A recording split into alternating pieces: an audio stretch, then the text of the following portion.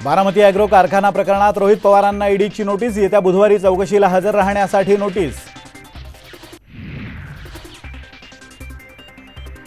कथित body bag घोटाळा प्रकरणी किशोरी पेडणेकरांना ईडीचं समन्स। इतक्या नीच पातळीचा कुठलाही गुन्हा केला नाही पेडणेकरांची प्रतिक्रिया।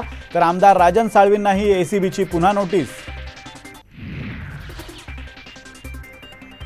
आगामी निवडणुका रामाच्या नावावर लढवल्या जाऊ शकतात। थाळी वाजवून प्रश्न सुटतात का? शरद पवारांचा पंतप्रधान मोदींवर निशाणा।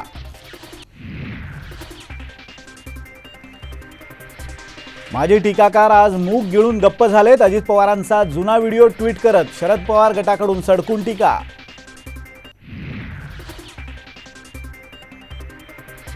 बाळासाहेबांनी ज्यांना वाचवलं तेच शिवसेना संपवायला निघालेत। हिंदूंमध्ये भेद करण्यापासून सावध रहा।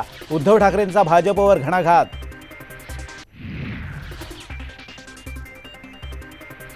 पंतप्रधानांचा सोलापुरात मोदी गॅरंटीचा नारा। कामगार वसाहतीतल्या 15,000 घरांचं वाटप।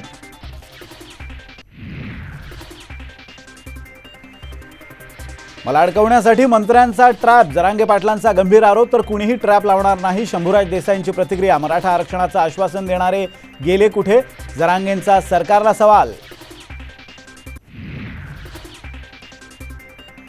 मराठा आणि ओबीसी आंदोलकांना आझाद मैदानात आंदोलनासाठी अद्याप परवानगी नाही। पोलिसांचा सावध पवित्रा। तर वरिष्ठ पातळीवर निर्णय घेतला जाणार असल्याची सूत्रांची माहिती।